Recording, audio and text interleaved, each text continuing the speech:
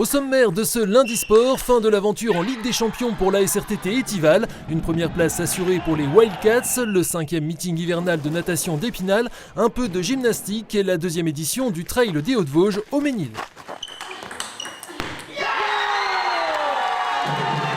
La joie et la qualification pour Metz, la déception pour la SRTT Étival, éliminée en quart de finale de la Ligue des Champions vendredi soir. Battue 3-1 au match aller, les pongistes vosgiennes étaient dans l'obligation de s'imposer 3-0 ou 3-1 pour s'offrir un golden score et espérer rejoindre les demi-finales. La soirée avait mal débuté avec la défaite au tie-break de la chef de file stivalienne, la sino-portugaise Yeni Chao face à la roumaine Adina Diaconou.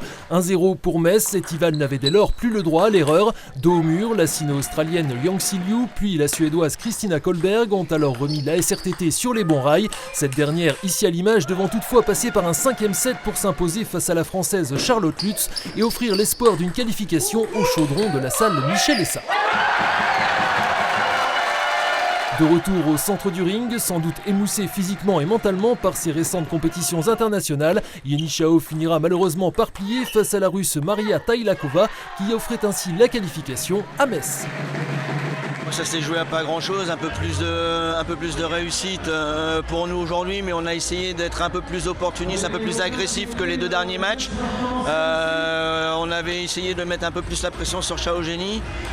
Voilà, le premier match, on le gagne au 5e set, ça a mis la pression. On a perdu quelques points et je pense aussi un peu de fraîcheur de la part de Jenny, mais bon, elle nous a tiré jusque là aujourd'hui. Alors ce qui est chouette, c'est que les deux autres, on est vraiment présents en équipe. Effectivement, on ne regrette pas passer, mais bon, elles ont tout donné quand même. Étival et Metz se retrouveront dès ce mardi soir en Moselle pour leur 3e confrontation en l'espace d'une semaine, cette fois en quart de finale retour des playoffs du championnat de Pro-Dame, avec un avantage pour les Stivaliennes, victorieuses 3-1 à domicile il y a une semaine. Une bonne chose de faite pour les Wildcats d'Épinal qui ont définitivement assuré leur première place samedi soir, s'offrant le titre honorifique de champion de la phase régulière de ce championnat de France de D1. Après une cuisante défaite 10-4 à Meudon mardi dernier, les hockeyeurs spinaliens ont renoué avec la victoire, sans briller face à une formation de Courchevel-Méribel-Pralognan qui jouait son va-tout pour s'inviter en play-off. 2-0 en faveur des locaux à la fin du premier tiers après un tir dévié et ce puissant slap de Peter Reherschak. Les Bouquetins ne vont rien lâcher et finiront par réduire l'écart à la mi-match. Pas de quoi remettre en cause l'issue de la rencontre, même s'il faudra attendre la dernière minute du temps réglementaire pour qu'Épinal se mette à l'abri, avec un but en cage vide de Thomas Schnechala. 3-1, score final, victoire laborieuse, mais peu importe. L'essentiel est là, on voulait absolument gagner ce soir pour prendre notre première place et pas dépendre du match de samedi. Chose faite, donc on va savourer. Après, c'est sûr que c'était pas le match le plus parfait de la saison, mais on prend les 3 points et on est content. On a fait une belle saison, on a lâché très peu de points. Un match à la maison, je crois qu'on a perdu, 2 avec celui de Caen en prolongue. Maintenant, il faut profiter un petit peu, on a un peu de temps, on a une semaine là, et puis on va tout faire pour ramener la coupe là. Dernier match de la phase régulière à suivre samedi prochain à Morzine-Avoriaz, actuel 8e, avant 2 semaines de pause et le début des playoffs à domicile les 22 et 23 mars.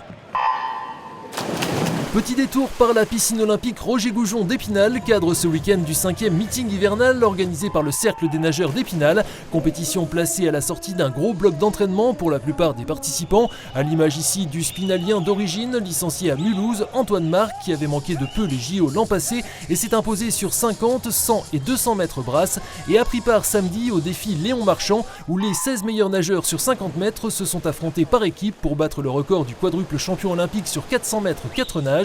Contrat rempli avec 2 secondes de mieux. Rendez-vous à la fin du mois avec les championnats régionaux à Mulhouse. Près de 700 gymnastes tout ce week-end au gymnase du Tertre de Remiremont qui accueillait 3 compétitions de team gym, d'aérobic et sur ces images un championnat interdépartemental de GAF, gymnastique artistique féminine par équipe de niveau fédéral A et fédéral A régional.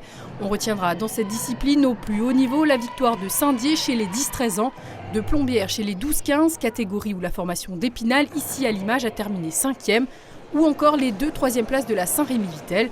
Prochain rendez-vous en fin de semaine à Charmes pour notamment le championnat des Vosges masculin et féminin performance par équipe. Du soleil et des sourires ce dimanche au Ménil près du Tillot pour le Trail des Hauts-de-Vosges.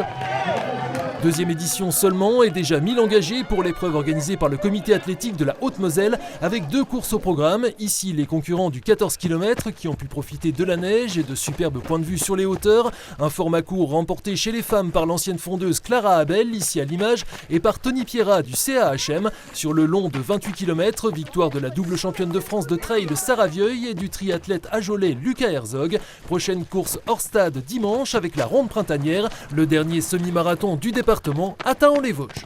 Suite ce lundi soir dans votre émission Côté Sport avec l'ex-spinalien, attaquant du SCO Angers, Esteban Lepol en visio et en plateau le président de la SRTT Étival Christophe Marbach, sans oublier Francis Verdun de Vosges Matin, première diffusion à 19h.